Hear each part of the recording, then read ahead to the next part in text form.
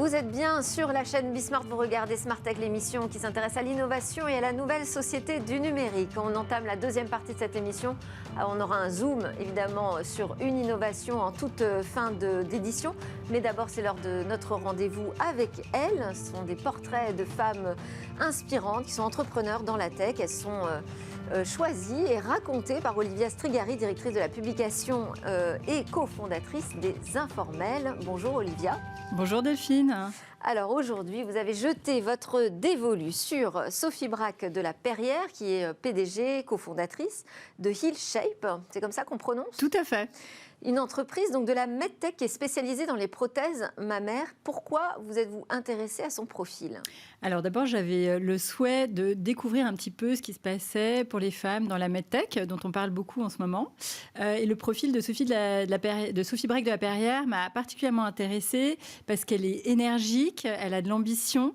Et puis, vous l'avez rencontrée ? Oui, je l'ai eue en Zoom en fait. Et en fait, c'est à la fois ce mix de fermeté et d'enthousiasme qui m'a séduite dans son parcours aussi, un petit peu atypique, avec un début, une petite enfance qui suit le gré des mutations familiales. Elle grandit à Nancy, en Bretagne, en Savoie, puis au Maroc.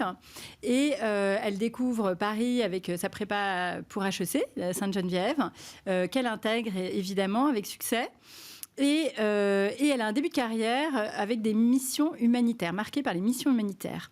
En fait, elle voyage pas mal. Elle a voyagé pour HEC pour une première mission.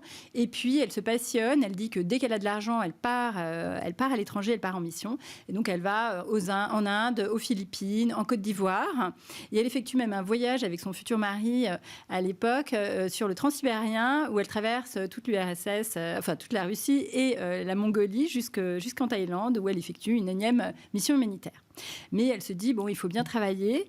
Bien gagner sa vie. Voilà. Et lors de ses études, elle avait effectué un stage chez Sanofi dans le département des fusions-acquisitions. Et donc, elle contacte naturellement Sanofi et elle réintègre ce département dans lequel elle va travailler pendant près de 7 ans. Pendant près de 7 ans, c'est-à-dire elle décide à un moment de quitter Sanofi ? Alors non, au départ, elle travaille 7 ans dans ce département et puis son mari a des aventures, a des désirs d'entrepreneuriat, donc il veut monter sa boîte et décide de s'implanter en province, et donc à Lyon en particulier.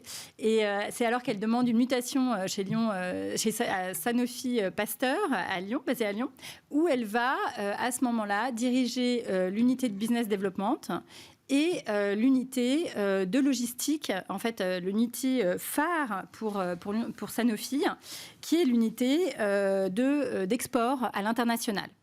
Elle dit qu'à ce moment-là, elle avait effectivement dans le fusion-acquisition, elle manageait, elle coordonnait beaucoup de différents métiers, qu'elle préparait des presses, qu'elle faisait des notes pour driver les rachats d'entreprises, les ventes d'usines, alors qu'elle n'avait jamais vraiment dirigé d'équipes, de grosses équipes.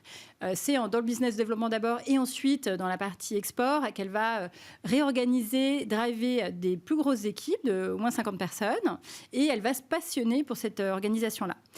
Et c'est lors d'un rachat d'entreprise et d'une interaction avec une entreprise qui s'appelle Vax Design, une entreprise américaine, qu'elle va découvrir un peu sa fibre entrepreneuriale. Elle va se rendre compte que ce qui lui plaît, c'est la totale indépendance qu'elle peut avoir dans la maîtrise d'une entreprise. Et elle est très séduite par la démarche de l'équipe de Vax Design, qui est hyper engagée à fond dans son métier et à fond pour développer en fait et pour faire avancer les choses. Et donc c'est à ce moment-là, il y a vraiment un feeling. Elle a un déclic. Ça y est, il faut que je lance ma boîte. Alors oui, c'est le début du désir de l'entreprise parce qu'elle va quitter en fait Sanofi 7 ans plus tard. Le déclic, c'est vraiment l'âge. Elle a 40 ans. Ouais. Elle a eu 4 enfants ils ont de 18 à 10 ans, à 8 ans, pardon, et de 15 à 8 ans, pardon. Et elle se dit que c'est le moment, que Sanofi est une très très belle boîte, mais qu'il y a quelque chose qui l'appelle ailleurs. Et elle a toujours eu cette envie dans la peau, dit-elle. et elle donne sa démission, elle prépare son départ. Et alors qu'elle est quand même le salaire un peu, vous savez, son mari est entrepreneur, il y a toujours un salaire un peu fixe dans le couple, qui est le salaire de sécurité, qu'on dit de sécurité. En fait, son mari l'appuie à 100% et elle concrétise son départ en 2018. À ce moment-là, elle fait une formation pour découvrir un peu quelles sont ses envies profondes, et c'est l'innovation et la santé qui sont au cœur de ses envies. Et elle rencontre par hasard ses futurs 5 associés, qui sont tous des hommes, grâce à une amie qui lui parle d'un chercheur qui cherche un dirigeant, mais en fait plutôt une femme dirigeante, pour lancer une entreprise autour d'un brevet qu'il développe à ce moment-là. C'est alors là que l'idée de HealShape prend naissance. Au départ, ce sont des greffons qui se transforment vite en prothèses mammaires. Donc, c'est des prothèses mammaires. Et HealShape, le nom, c'est prendre soin de la forme et forme, donc de la forme. Pour recontextualiser, le cancer du sein touche environ 2,3 millions femmes dans le monde. 2,3 millions de femmes. Voilà, 2,3 millions de femmes, excusez-moi, en 2020. Ouais. Ça représente près de 59 000 femmes en France chaque année. Donc, c'est une pathologie qui touche quand même de nombreuses personnes. Et aujourd'hui, les femmes qui subissent une mastectomie, qui arrive quand même assez souvent, ont à peu près 3 solutions aujourd'hui. Une prothèse en silicone, donc artificielle, l'injection de graisse qui a des résultats pas toujours probants et il faut s'y reprendre à plusieurs fois, ou bien ce qu'on appelle une technique dite du lambeau, qui est de prélever un tissu sur une autre partie du corps qui va être quand même mutilé pour l'insérer dans le sein.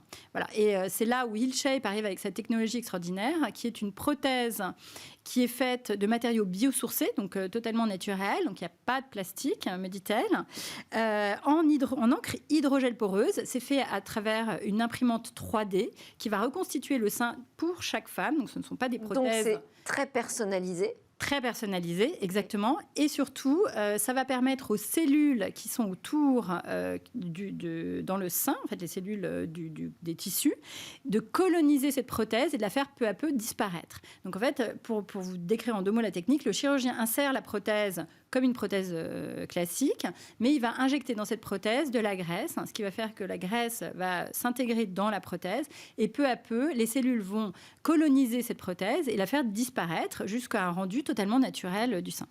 Voilà. Merci beaucoup, Olivia Strigari. Vous avez commencé presque notre zoom sur l'innovation avec ce beau portrait. Olivia Strigari, je rappelle que vous êtes la directrice de la publication, cofondatrice des Informels, où on découvre aussi beaucoup de femmes et beaucoup d'initiatives de femmes dans la tech notamment. À suivre dans Smart Tech, eh bien, c'est notre autre zoom quotidien sur l'innovation.